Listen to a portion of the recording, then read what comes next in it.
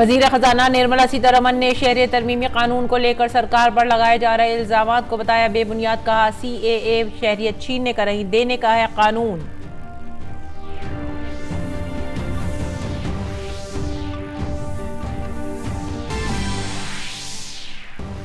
अवामी राब्ता प्रोग्राम के तहत मरकजी वज़रा का जम्मू कश्मीर दौरा। स्मृति ईरानी ने जम्मू में कहा मरकजी सरकार की स्कीमों का किसानों को मिल रहा है बराह रास्त फायदा। नेफेड के जरिए सेब की हुई रिकॉर्ड खरीदारी।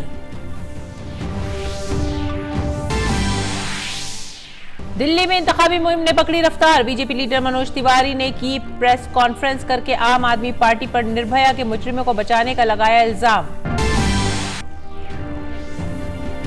खेलो इंडिया यूथ गेम्स के तैराकी मुकाबले में दिल्ली को मिले 2 गोल्ड। अंडर 17 के 400 मीटर इंफरादी जुमरे में महाराष्ट्र की उपेक्षा फर्नांडिस ने मारी बाजी। यकरोजा सीरीज का फैसला कुन मैच। ऑस्ट्रेलिया ने भारत के सामने जीत के लिए रखा 287 रन का हदफ। मेहमान टीम के स्टीव स्मिथ ने स्कोर की सेंचुरी। भारत के लिए तेज गेंदबाज मोहम्मद शमी ने लिए 4 विकेट। आदाब नाज़रीन, शाम 6 बजे की उर्दू खबरों में आप सभी का खैर मकदम है। नजर डालते इस वक्त की खास खबरों पर। चेन्नई में वजीर खजाना निर्मला सीतारमण ने एक प्रोग्राम में हिस्सा लिया। शहरियत तरमीमी कानून की हिमायत में उन्होंने कहा कि यह कानून लोगों को बेहतर जिंदगी देने की एक कोशिश है। हम किसी की शहरियत नहीं छीन रहे हैं बल्कि हम लोगों को शहरियत दे रहे हैं। उन्होंने बताया कि पिछले 6 सालों में पाकिस्तान से आए 2838, अफगानिस्तान से आए 914 और बांग्लादेश से आए 172 पनाहगुज़ीनों को शहरियत दी गई है। इनमें 556 मुस्लिम भी शामिल हैं। उन्होंने कहा कि 1964 से 2008 के दरमियान श्रीलंका से आए 4,16,000 पनाहगुज़ीनों को भारत की शहरियत दी गई है। निर्मला सीतारमण ने कहा कि तरमीमी कानून कैंपों में क़याम पजीर श्रीलंकाई तमिलों को मुतासर नहीं करेगा और शहरियत के मामले में उन्हें अहमियत दी जाएगी।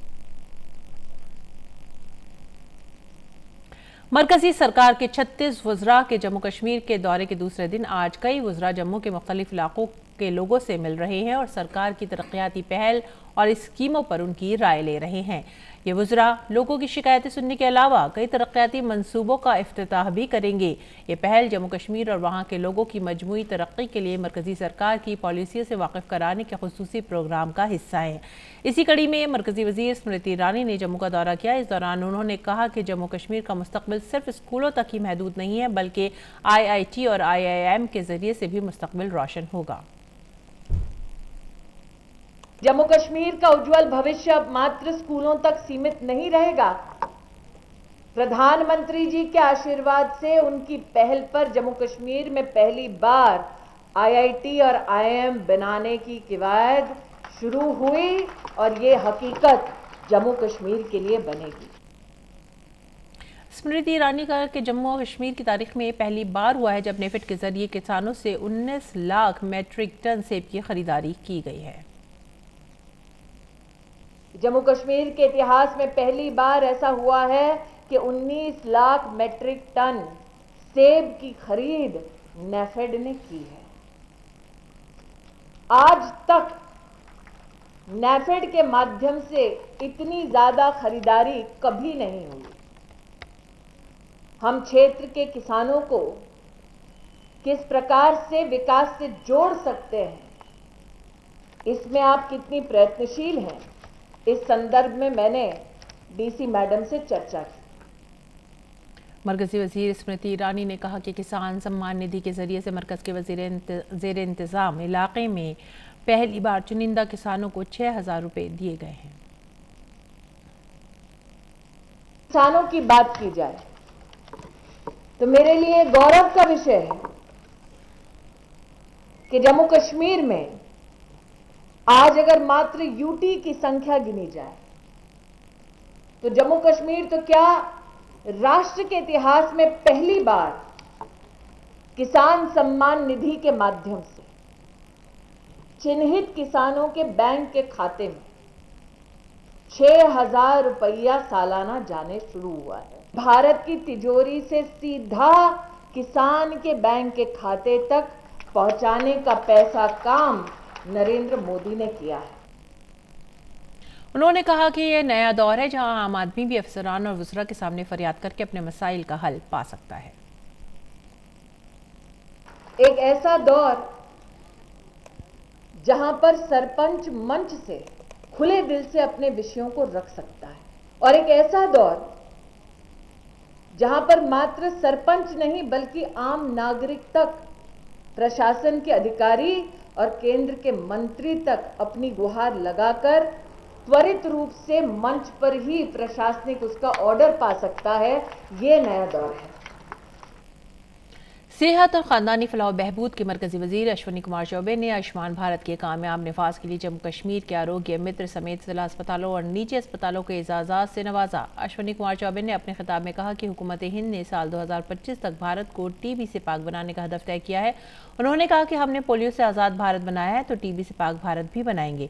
उन्होंने कहा कि हुकूमत इसी समत में इक़दाम कर रही है। भारत सरकार और राज्यों के सहयोग से अनेक योजनाओं को अंजाम दे रही है। भारत सरकार ने तय किया कि हम 2025 तक टीबी मुक्त भारत बनाएंगे। हमने पोलियो मुक्त भारत बनाया तो टीबी मुक्त भारत भी हम बनाएंगे और हमारा काम उस दिशा में आगे बढ़ रहा है। जम्मू कश्मीर में प्रीपेड मोबाइल खिदमात बहाल किए जाने के बाद लोगों में काफ़ी जोश भी है। तो मैं प्रधानमंत्री मोदी जी का हार्दिक अभिनंदन करना चाहूँगी, क्योंकि उन्होंने जो भी देश हित में जो भी फैसला लिया था हम उससे बहुत ही खुश हैं।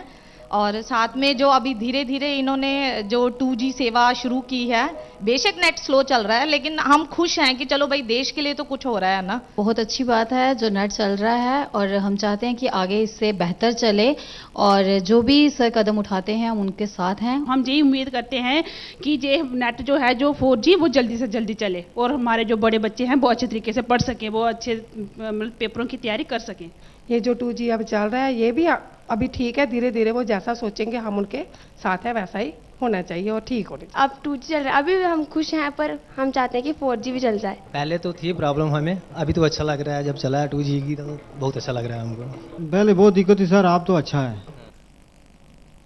अगली खबर, दिल्ली बीजेपी सदर मनोज तिवारी ने निर्भया मामले पर दिल्ली हुकूमत को हदफ तनकीद बनाया है। सहाफ़ियों से गुफ्तगू करते हुए उन्होंने कहा कि गुज़िश्ता 2 बरसों में दिल्ली हुकूमत ने गुनहगारों को सज़ा की इत्तला ही नहीं दी। निर्भया मामले में कसूरवारों को फांसी की सज़ा में ताख़ीर के लिए बीजेपी ने केजरीवाल हुकूमत को जिम्मेदार ठहराया। आज जब निर्भया का परिवार भी सन्न है, इस देश में तमाम वो लोग जो बेटियों की सुरक्षा को लेकर के चिंतित हैं, आए दिन ऐसी घटनाएं होने के बाद हिल जाते हैं, अंतरात्मा कांप उठती है। वो सभी लोग एक सवाल पूछ रहे हैं कि एक तरफ तो आप किसी को बिठा करके नाटक करवाते हो और दूसरी तरफ आप 2-2 साल तक एक सूचना सजा की देने के लिए रोक देते हो। इसके पीछे आम आदमी पार्टी की मंशा दिल्ली और देश के सामने स्पष्ट हो चुकी है और हम इसको कंडेम करते हैं। दिल्ली असेंबली इंतखाबात के मद्देनजर आम आदमी पार्टी के सरबराह अरविंद केजरीवाल ने आज पार्टी का गारंटी कार्ड जारी किया। इस मौके पर उन्होंने कहा कि हमारी पार्टी सिर्फ वादे नहीं बल्कि काम करने में भी यकीन रखती है।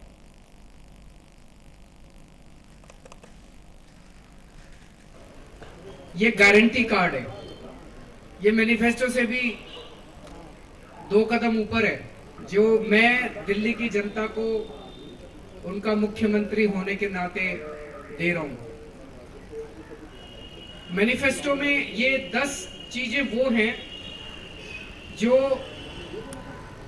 दिल्ली की हर जनता इससे प्रभावित होती है, बिजली से, पानी से, शिक्षा से, स्वास्थ्य से।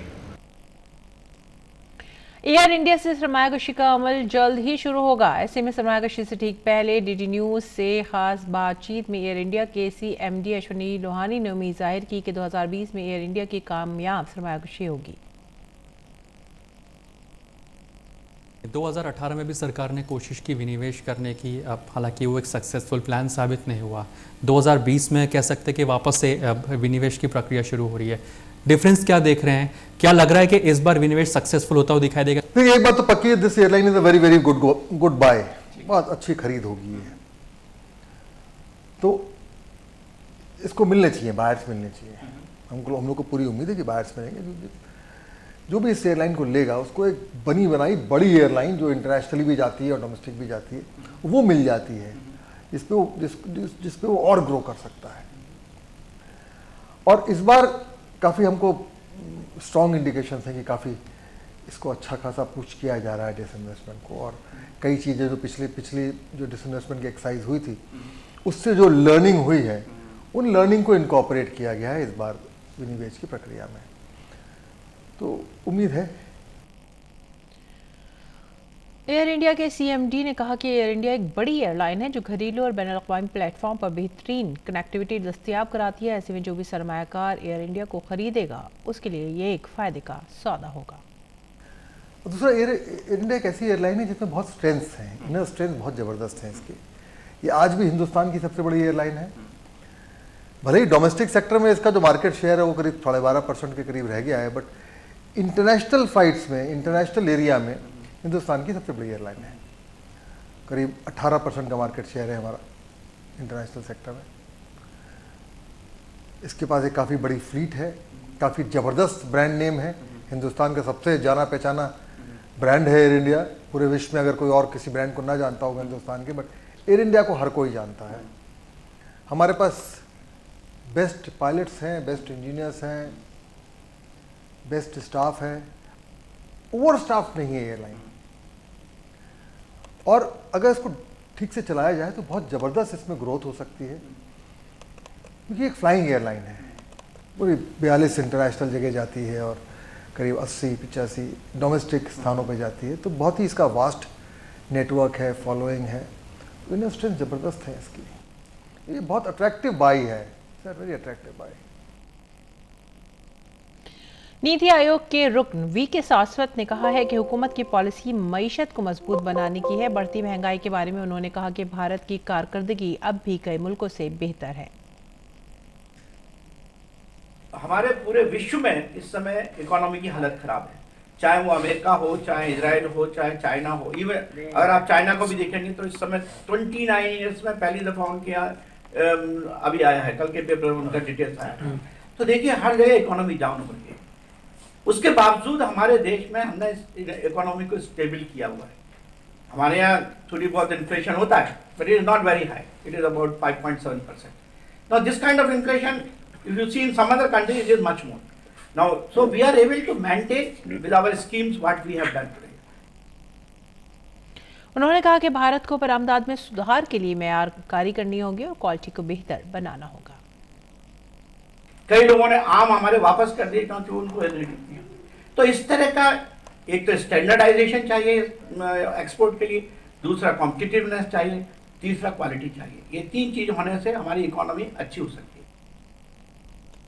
बिहार में जल जीवन हरियाली की हिमायत में रियासती हुकूमत के जरिए पटना के गांधी मैदान में 16,443 किलोमीटर लंबी इंसानी जंजीर बनाई गई। इस प्रोग्राम में बिहार के वजीर आला नीतीश कुमार, नायब वजीर आला सुशील मोदी और रियासत के दीगर वज़रा ने हिस्सा लिया। ये फ्लैगशिप प्रोग्राम माहौलियाती तब्दीली, बचपन में शादी और नशाखोरी जैसी समाजी बुराइयों से लड़ने के लिए चलाया गया है।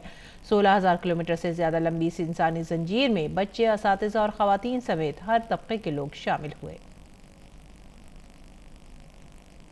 जल जीवन हरियाली अभियान के लिए और पर्यावरण के प्रति लोगों को जागरूक बनाने के लिए बहुत बड़ी बात है ये, इसलिए इसमें सब लोगों का सहयोग और समर्थन मिलना चाहिए। यह अभियान है, यह सोशल वेलफेयर का काम है, सामाजिक अभियान है, जागृति का अभियान है। इसमें आप सब लोगों का सहयोग मिलना चाहिए। और अखिल भारतीय संत समिति ने शहरियत तरमीमी कानून के हक में मुल्क भर में जल्द से करने का फैसला किया है। समिति की दिल्ली में मुनक़िद मीटिंग में ये फैसला लिया गया। समिति के नायब सदर महेंद्र सुरेंद्र नाथ अवधत ने कहा है कि CAA को पास करा के सरकार ने काबिल सताइश काम किया है, लेकिन कुछ लोग सियासी फ़ायदा हासिल करने के लिए इसे लेकर लोगों को गुमराह कर रहे हैं। हमारे जो संत हैं वो भारत के कोने कोने से पधारे हैं, वो अलग अलग जाकर पूरे प्रदेश में उसका प्रचार प्रसार करेंगे, लोगों को जागरूक करेंगे, उनको बताएंगे कि किस प्रकार इस नागरिक संशोधन कानून को लेकर जो भ्रम की स्थिति बनी है वो गलत है। इसमें किसी की नागरिकता छीनने का नहीं बल्कि देने का प्रावधान है। आगे बढ़ते हैं अगली खबर की तरफ। 2018 और 19 में परीक्षा पे चर्चा की ज़बरदस्त कामयाबी और प्रोग्राम के तय तलबा के ज़बरदस्त जोश को देखते हुए एक बार फिर परीक्षा पे चर्चा का इनेकाद किया जा रहा है। वज़ीर-ए-आज़म नरेंद्र मोदी पीर को राजधानी के तालकटोरा स्टेडियम में तलबा के साथ बातचीत करेंगे और उन्हें इम्तहान के तनाव से निजात हासिल करने के टिप्स बताएंगे। इस प्रोग्राम में तकरीबन 2000 तलबा और असातिज़ा शामिल होंगे। पहली बार मुल्क के मुख्तलिफ स्कूलों के 50 दिव्यांग तलबा भी परीक्षा पे चर्चा प्रोग्राम में शामिल होंगे। सीज़न इम्तिहानात का है और इम्तिहानात को लेकर तलबा और उनके सरपरस्तों में फितरी तौर पर तनाव रहता है।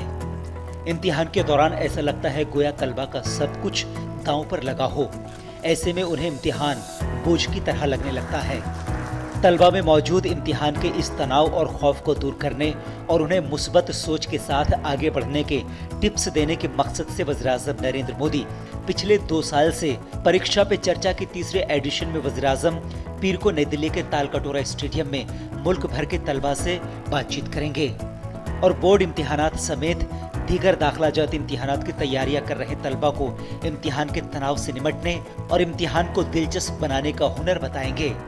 इस मौके पर तलबा को वज़ीर-ए-आज़म से सीधे सवाल पूछने का भी मौका मिलेगा। मैं सभी छात्रों से, विद्यार्थियों से, सभी से यह अनुरोध करूंगा कि वो इस अवसर का पूरा लाभ उठाएं और हमारे प्रधानमंत्री जी का जो मार्गदर्शन होता है और जो सीधा संवाद होता है उसका लाभ लेकर के आप पूरी योद्धा की तरह कैसे परीक्षाओं का मुकाबला कर सकते हैं। परीक्षा पे चर्चा के दौरान तालकटोरा स्टेडियम में मुल्क भर से आए तकरीबन 2000 तलबा और असातिज़ा मौजूद रहेंगे। इनमें से 1000 तलबा का इंतखाब MyGov प्लेटफॉर्म पर एक ऑनलाइन शॉर्ट ऐसे मुकाबले के जरिए किया गया। इस मुकाबले में मुल्क भर के दर्जा 9 से दर्जा 12वीं के 2,60,000 से ज्यादा तलबा ने हिस्सा लिया। साथ ही तलबा ने ऑनलाइन ही वज़ीर-ए-आज़म को अपने सवाल भी भेजे। बैरून मुल्क में CBSE बोर्ड के स्कूलों के तलबा ने भी इस मुकाबले में हिस्सा लिया और उन्हें भी वज़ीर-ए-आज़म से सवाल पूछने का मौका मिलेगा। मुल्क भर के तलबा में परीक्षा पे चर्चा प्रोग्राम को लेकर जबरदस्त जोश है और हर तालिब इल्म चाहता है कि वज़ीर-ए-आज़म उनके सवालों के जवाब दें। प्राइम मिनिस्टर जी से पूछेंगे क्वेश्चंस तो हमने हर बार देखा है वो हर सेशन में सारे बच्चों के आंसर्स देते हैं एंड उससे बच्चे अगर उसको फॉलो करें तो उनकी प्रेशर्स और टेंशन्स काफ़ी कम हो सकते हैं। बच्चे चाहते हैं कि हम ये वाला हमें करियर लेना है तो समटाइम्स पेरेंट्स अलाउ नहीं करते, मतलब उनको सपोर्ट नहीं करते। तो मैं पूछना चाहूँगी कि पेरेंट्स को कैसे हम लोग बता सकते हैं कि जो बच्चों का इंटरेस्ट है तो वो कैसे डेवलप कर सकते हैं और सपोर्ट कर सकते हैं पेरेंट्स। एग्ज़ाम के वक्त कैसे कूल रखना, अपने एंजाइटीज़ को कैसे सप्रेस करना, ये हम जानना चाहेंगे प्राइम मिनिस्टर जी से। एजुकेशन है वो सिर्फ एवोल्यूशन ऑफ चिल्ड्रन है या सिर्फ प्रमोशन ऑफ चिल्ड्रन है, ये मेरा सबसे बड़ा सवाल है। हम डे टू डे लाइफ में डेली एक नए एग्जामिनेशन से गुजरते हैं। एट लास्ट फुल लाइफ हम कोई ना कोई एग्जामिनेशन से गुजरेंगे, तो उनसे मतलब ये पूछना चाहेंगे कि हम कि एट लास्ट कोई कितना बड़ी भी हमको एग्जामिनेशन देना पड़े हम उसमें स्ट्रेस ना लें। परीक्षा पे चर्चा के दौरान वज़ीर-ए-आज़म तालकटोरा स्टेडियम में एक पेंटिंग नुमाइश का भी जायजा लेंगे। इम्तिहान के तनाव से आज़ादी, एग्जाम ऐसे, फिट इंडिया, माहौलियात, पानी का तहफ़्फ़ुज़, एक भारत श्रेष्ठ भारत और सिंगल यूज प्लास्टिक के इस्तेमाल पर रोक जैसे मौज़ूआत पर तलबा की पेंटिंग्स को इस नुमाइश में शामिल किया गया है। दिल्ली से निशांत सौरभ की रिपोर्ट, DD न्यूज़ उर्दू खबरें। परीक्षा पे चर्चा के तीसरे संस्करण में खास बात यह है कि पहली बार प्रधानमंत्री के साथ इस संवाद में देश भर के स्कूलों के 50 दिव्यांग छात्र भी जुड़ेंगे। देश भर के स्कूली बच्चों में परीक्षा पे चर्चा कार्यक्रम बेहद लोकप्रिय हो रहा है और पिछले बार इस कार्यक्रम को करीब 10 करोड़ छात्रों ने लाइव देखा था। इस बार ऐसी उम्मीद है कि देश भर के स्कूलों के करीब 15 करोड़ छात्र परीक्षा पे चर्चा कार्यक्रम से जुड़ेंगे। कैमरा पर्सन SP दुबे के साथ निशांत सौरभ, DD न्यूज़, दिल्ली। और रुख करते हैं खेल के मैदान का। गुवाहाटी में जारी खेलो इंडिया यूथ गेम्स के 10वें दिन तैराकी मुकाबले में लड़कों के अंडर 21 400 मीटर फ्री स्टाइल में दिल्ली के अनुराग सिंह ने अपने हरीफ को पीछे छोड़ते हुए सोने का तमगा हासिल किया। दूसरी तरफ महाराष्ट्र के एरॉन फर्नांडिस ने चांदी का, जबकि महाराष्ट्र के ही शिवश्रत कापसे ने कांसे का तमगा जीता। लड़कों के अंडर 17 100 मीटर बटरफ्लाई मुकाबले में भी दिल्ली का गलबा नजर आया और दिल्ली के बिक्रम चांग माई ने सोने का तमगा जीता। दूसरी तरफ हरियाणा के हर्ष सरोहा को चांदी और दिल्ली के RN वार्नेकर को कांसे का तमगा मिला। लड़कियों के अंडर 17 400 मीटर इंफरादी मेडल मुकाबले में महाराष्ट्र की उपेक्षा फर्नांडिस के हाथ बाजी आई। उन्होंने इस मुकाबले में सोने का तमगा जीता।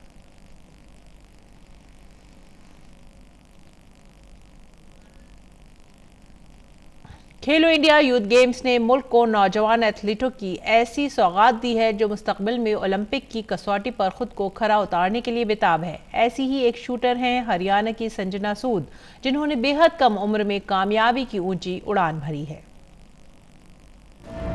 इसमें कोई दो राय नहीं कि खेलो इंडिया यूथ गेम्स ने बैनुल-अक़वामी सतह पर नौजवान निशानेबाजों की एक नई पौध को सामने रखा है। लेकिन बड़ी बात यह है कि इस कड़ी में कई और ऐसे नाम हैं जो अब यहाँ से उठकर बैनुल-अक़वामी सतह पर अपने दबदबे की कहानी को लिखने के लिए बेताब हैं। ऐसी ही एक शूटर है हरियाणा की 15 साल की संजना सूद।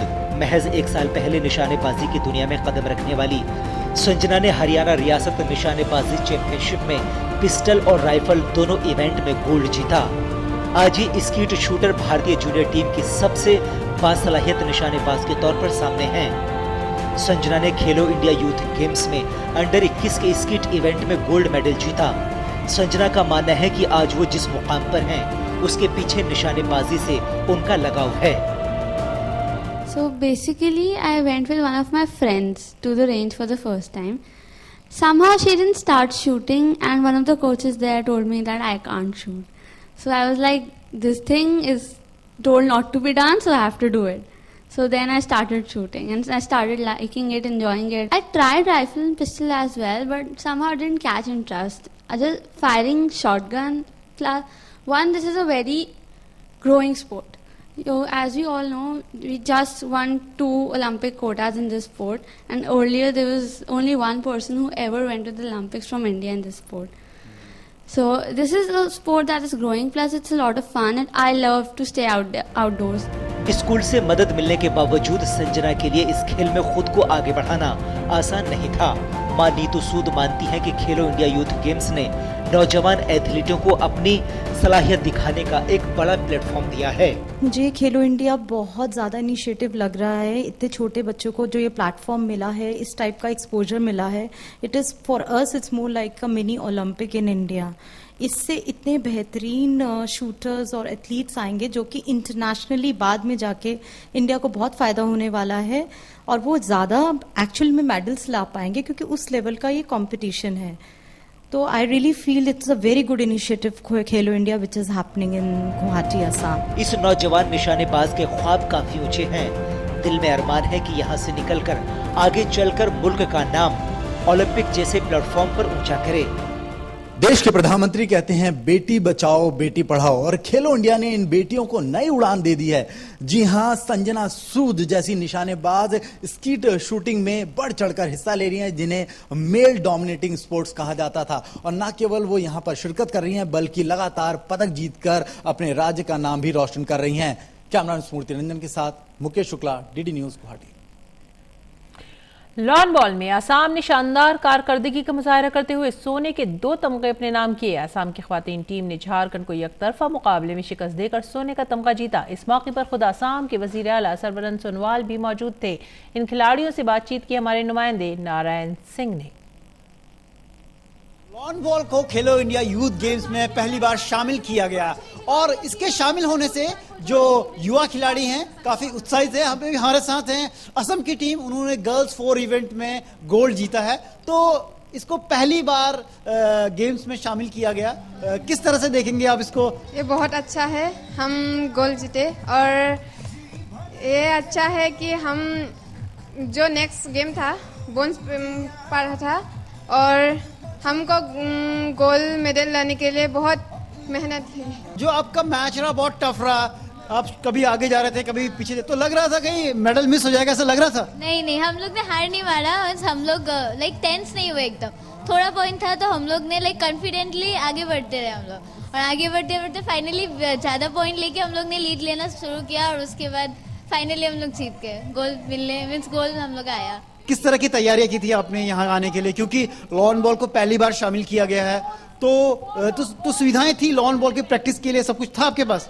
हाँ, सुविधा तो सब था हम लोग के पास, पर लाइक हम लोग ने मेहनत किया, सुबह से लेकर रात तक हम लोग यहाँ पे रहते थे, प्रैक्टिस करते थे और हम लोग घर भी बहुत लेट से रात को जाते थे, फिर सुबह में आना पड़ता था। मीन्स प्रैक्टिस बहुत मेहनत किया और अभी फल मिला मेहनत का। इसमें पार्टिसिपेट करने से आपका गेम कितना इम्प्रूव हुआ?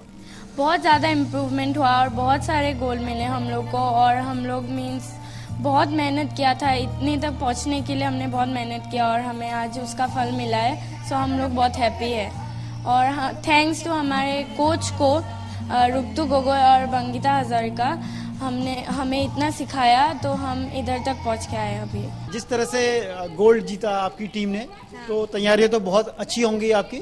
तो लॉन बॉल पहली बार शामिल हुआ, इंडिया में इतना पॉपुलर भी नहीं है। आगे की क्या तैयारियां आपके लिए, कौन से इवेंट्स की तैयारी कर रही है आप? जो इंटरनेशनल है वहाँ पर पार्टिसिपेट करने के लिए और जितने भी आगे गेम है उतने।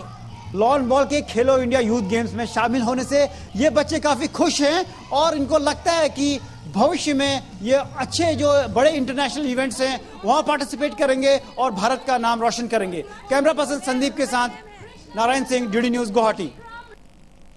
और अब बात करते हैं क्रिकेट की। भारत और ऑस्ट्रेलिया के दरमियान 3 एक रोज़ा मैचों की सीरीज़ का तीसरा और फैसलाकुन मुकाबला बेंगलुरु में जारी है। मेहमान टीम ने पहले बल्लेबाजी करते हुए भारत के सामने जीत के लिए 287 रन का हदफ रखा है। हदफ का पीछा करते हुए भारतीय टीम ने बगैर किसी नुकसान के अब तक 61 रन बना लिए हैं। इससे पहले ऑस्ट्रेलिया के लिए स्टीव स्मिथ ने शानदार सेंचुरी स्कोर की। उन्होंने 131 रन की इनिंग्स खेली। भारत के लिए तेज गेंदबाज मोहम्मद शमी ने 4 विकेट लिए। और आखिर में सुर्खियां एक बार फिर से। वज़ीर ख़जाना निर्मला सीतारमण ने शहरियत तरमीमी कानून को लेकर सरकार पर लगाए जा रहे इल्ज़ामात को बताया बेबुनियाद। कहा CAA शहरियत छीनने का नहीं, देने का है कानून।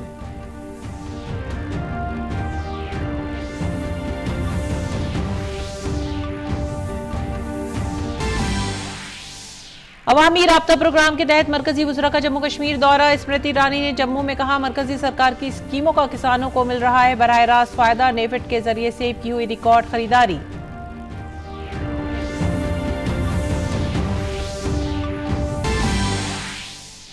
दिल्ली में इंतखाबी मुहिम ने पकड़ी रफ्तार। बीजेपी लीडर मनोज तिवारी ने की प्रेस कॉन्फ्रेंस। आम आदमी पार्टी पर निर्भया के मुजरिमों को बचाने का लगाया इल्जाम। वजीर आला अरविंद केजरीवाल ने 10 वादों के साथ जारी किया गारंटी कार्ड।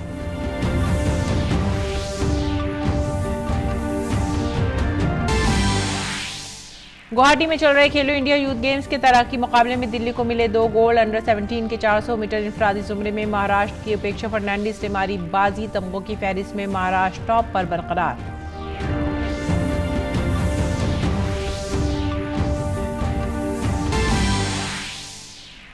और एक रोज़ा सीरीज के फैसलाकुन मैच में ऑस्ट्रेलिया ने भारत के सामने जीत के लिए रखा 287 रन का हदफ। मेहमान टीम के स्टीव स्मिथ ने स्कोर की सेंचुरी। भारत के लिए तेज गेंदबाज मोहम्मद शमी ने लिए 4 विकेट। इसी के साथ ही हमें दीजिए इजाजत। आदाब।